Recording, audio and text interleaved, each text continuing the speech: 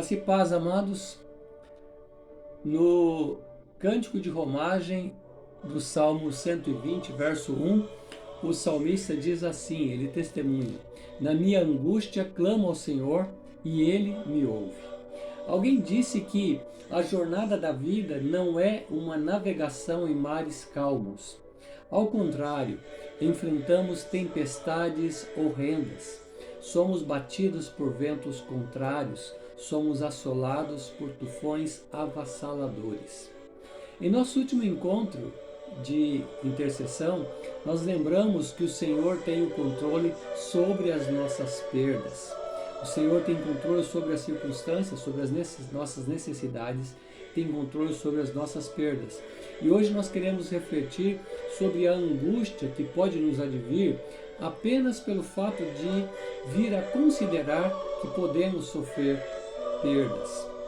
E é bem aí que começa a angústia. Mas, será que Deus tem também o controle da angústia? Sim, Ele tem. Aliás, a Bíblia nos traz repetidas exortações sobre este fato, como por exemplo no Salmo 46, verso 10, onde o salmista nos chama a nos aquietarmos. Ele diz: aquietai-vos e sabei que eu sou Deus. Muitos casos angustiantes são relatados na Bíblia. Um deles é o caso que foi narrado em 2 Crônicas, capítulo 20, versos 15 a 17. Ali os inimigos do povo de Deus estavam se aproximando. Mas veja o que Deus disse a Josafá. Ele disse assim: olha, neste encontro não tereis de pelejar. Tomai posição, ficai parados e vede o salvamento que o Senhor vos dará. Ó Judá e Jerusalém, não temais, nem vos assusteis. Amanhã sai-lhes ao encontro, porque o Senhor é convosco. O problema aqui é que é da natureza, da própria natureza humana, ficarmos angustiados, ficarmos perplexos e eu diria até lutarmos com as nossas próprias forças para podermos resolver alguns problemas. É fato isso.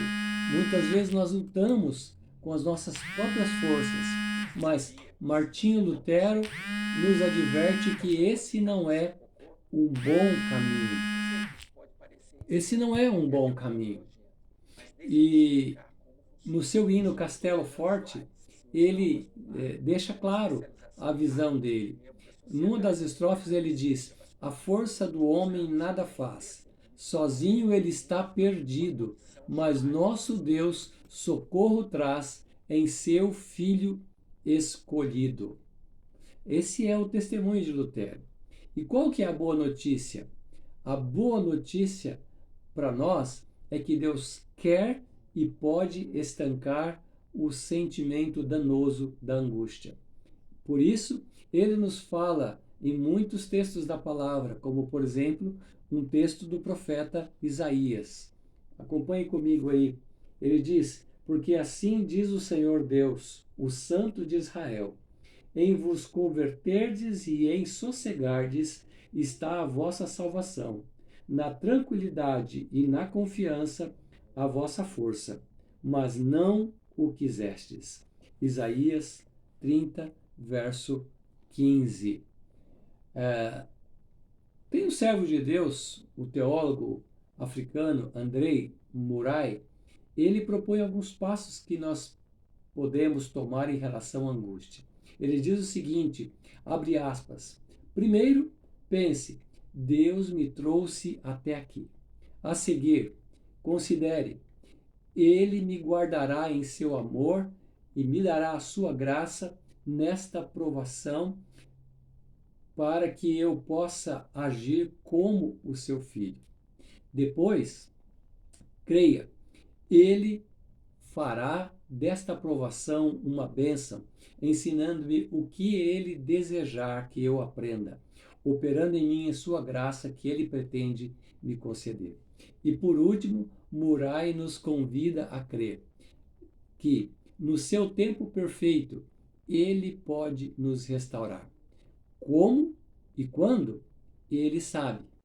Eu estou aqui por determinação de Deus, guardado por Ele, sob a instrução dele, durante o tempo que Ele planejou para mim. Eu estou dizendo que isto é fácil? Não, isso não é fácil. E a nossa angústia tende ainda a aumentar mais pelo fato de que nós buscamos ou desejamos soluções rápidas. Mas algumas coisas não podem ser eliminadas tão facilmente. Muitas vezes elas só podem ser aceitas. Deus nos guardará em seu amor, por sua graça, então nós somos convidados a descansar nele. Uma frase de David Hopper que diz o seguinte: o Deus que permite o sofrimento é o mesmo Deus que proporciona o conforto. O salmista no Salmo 31 nos convida a declarar, ele nos convida a declarar: o meu futuro está nas tuas mãos, falar para Deus isto, mas também nos convida a clamar: livra-me dos meus inimigos e daqueles que me perseguem. Nós podemos ter esta convicção de Davi. E podemos ter essa convicção somada àquilo que o apóstolo Paulo nos diz para que a nossa angústia seja arrefecida, seja amainada.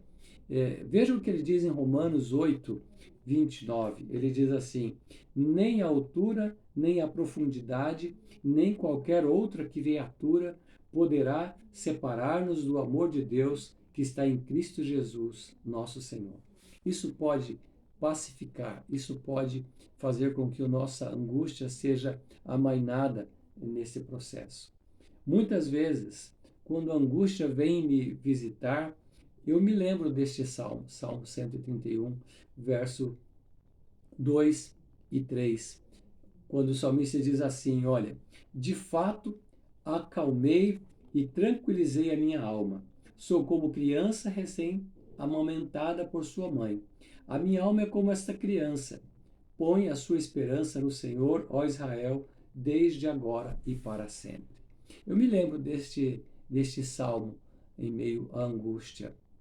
Mas eu quero concluir aqui, amados, para dizer que muitas vezes eu tive que admitir diante de Deus: Pai, tu sabes que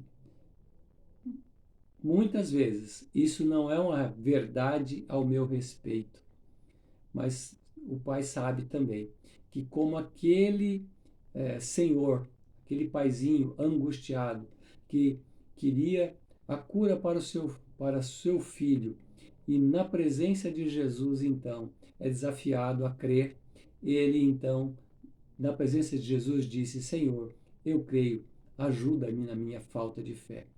Então eu creio que eu posso